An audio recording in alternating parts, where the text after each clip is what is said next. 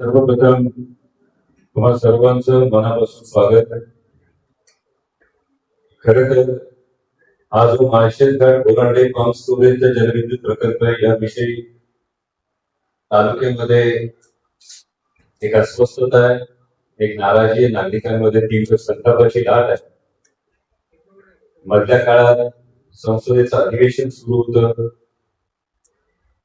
त्यामुळे मी व्यक्तिगत याविषयी भाष्य केलं नाही, परंतु सातत्यानं याचा पाठपुरावा, याचा संपूर्ण माहिती ही घेऊन माननीय जिल्हाधिकारी असतील, माननीय पर्यावरण मंत्री महोदय केंद्रातले असतील, ज्यांना आपण या आधीच पाठपुरावा केलेला आहे, या आधीच त्यांच्याशी पत्रव्यवहार केलेला आहे.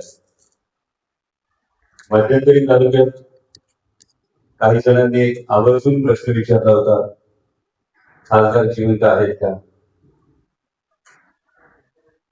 प्रत्येकाची आपापली एक पातळी असते, त्यामुळे त्याविषयी भाष्य करण्यापेक्षा एकच म्हणजे जिवंत राहिलं तर किड्या मुंगे पण जिवंत राहतात आणि रंग बदलणारे सरडे सुद्धा जिवंत राहतात. जिवंतपणाचं लक्षण काय असतं त्याचे संतांनी सांगितले ते म्हणजे अभ्यासाने प्रगटावे. आणि त्यामुळे क्लिप्सच्या बाबतीत म्हणा, आजच्या प्रेझेंटेशनच्या जागी क्लिप्स आहेत, या क्लिप्स अभिमानानं चार चौघात बघता येण्यासारख्या असतील, ज्याच्यातून नॉलेज वाढेल. सर्व कुटुंब बघताना लोकांना कळेल की तालुका नक्की कुठल्या संकटातून चालतोय.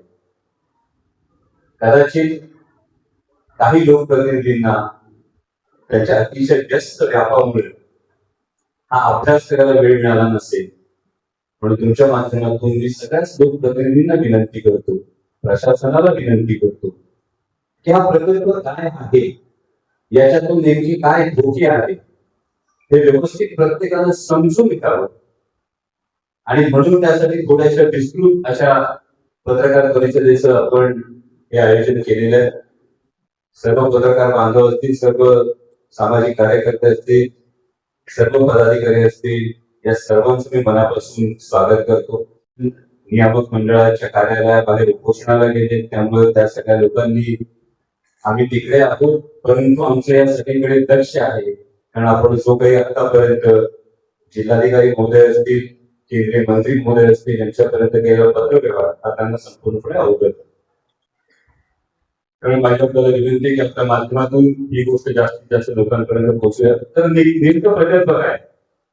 माळशेजघाट बोरांडे पंप स्टोरेज जलविद्युत प्रकल्पाचं आपल्याला सांगण्यात आजच्या पत्रकार परिषदेत आपण नेमकं काय करतो. नेक्स्ट, हा प्रकल्प नेमका काय आहे, हा कुठं उभा राहणार आहे, याचा करार हा महत्वाचा मुद्दा आहे.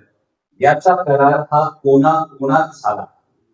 अनेकांचं असं एक गैरसमज आहे की हा केंद्र शासनाचा प्रकल्प आहे, तर याचा करार हा कोणाकोणात झालाय? जमीन, पाणी आणि पैसा अहवालातले आकडे नेमकं काय सांगतायत? याचे पर्यावरणीय परिणाम नेमके काय आहेत? याचा एक एन्व्हायरमेंटल इम्पॅक्ट असेसमेंट जो म्हटला जातो, या अहवालातल्या गंभीर त्रुटी काय आहेत आणि याच्यामध्ये आमची मागणी काय आहे आणि सरकारला आमचे प्रश्न काय. ते एकूण पुढची स्लाइड प्रकल्पाचं संपूर्ण स्वरूप तुम्हाला दिसेल. या प्रकल्पाच्या स्वरूपामध्ये या सगळ्या गोष्टी तुम्हाला बऱ्यापैकी याची कल्पना आहे. एकूण कायम स्वरूपी संपादित होणारी जी जमीन आहे ती 166 हेक्टरची जमीन आहे. एकूण प्रकल्प जो सांगितला जातोय तो 1500 मेगावॅटचा प्रकल्प सांगितला जातो. यातून पुढे गेल्यानंतर आता जे दिसतंय हे फक्त हिमनगाचं एक वरचं टोक आहे. याच्या खाली एकूणच सह्याद्रीच्या पर्यावरणीय संतुलनासाठी जुन्नर तालुक्यातला हा केवळ मी अतिशय जबाबदारीनं हे विधान करतोय, हा प्रकल्प आता फक्त आदिवासी भागासाठी संकट वाटत असला तरी हा प्रकल्प केवळ आदिवासी भागासाठी संकट नाही, हा पुढे जाऊन संपूर्ण पूर्व भागासाठी सुद्धा एक फार मोठी धोक्याची घंटा ठरू शकतो. आणि असा एक प्रकल्प होत नाहीये, या पद्धतीच्या 59 प्रकल्पांचा एमओयू हा करण्यात आलेला आहे. त्यामुळं आपल्या सगळ्यांच्या माध्यमातून ज्या ज्या ठिकाणी हे प्रकल्प होत आहेत त्या तिथल्या लोकप्रतिनिधींना सुद्धा माझी ही विनंती आहे की आपण याकडे बारकाईनं बघावं, कारण हे नेमकं काय घडतंय हे आपल्या सगळ्यांना समजायला हवं. बरं, हे दाखवत असताना केवळ जलविद्युत प्रकल्प आहे असं जे म्हटलं जातं किंवा हा एनर्जी स्टोरेजचा प्रकल्प हे म्हटलं जातं, हा सुद्धा एक मुखवटा आहे अशी शंका आहे, ज्याकडे मी पुढच्या टप्प्यात येईन. आता पुढे जाऊया, प्रकल्प नेमका काय आहे. कारण आपल्यापैकी अनेकांना नेमका प्रकल्प काय माहित नाहीये.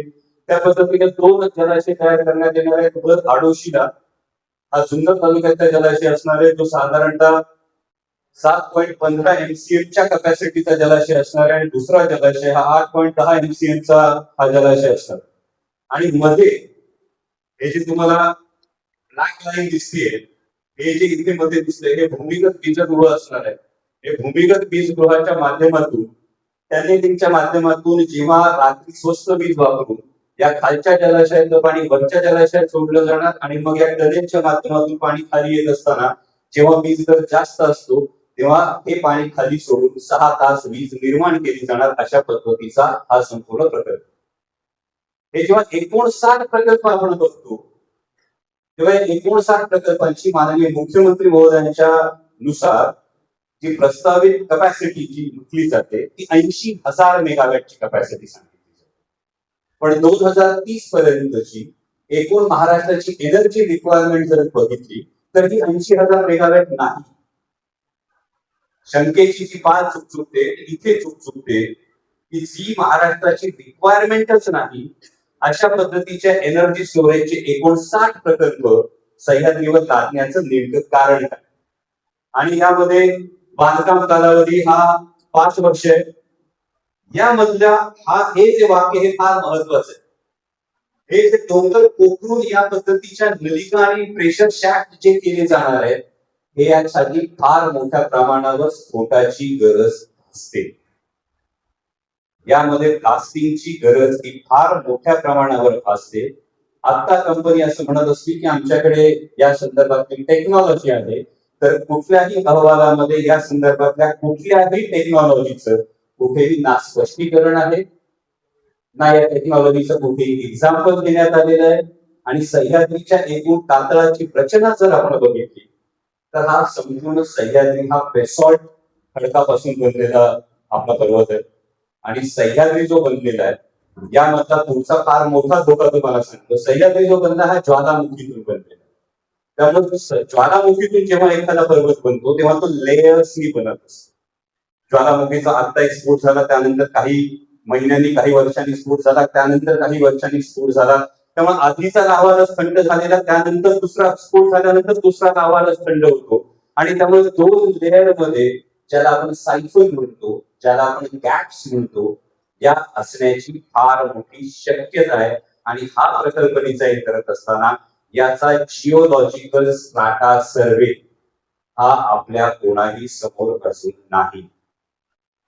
त्यामुळे आज आपण आदिवासी भागातला एक प्रकल्प म्हणत असलो तर यावरच्या जलाशयापासून पुढच्या स्लाइड मध्ये तुम्ही बघू शकाल प्रकल्प नेमका कुठे उभा राहणार आहे.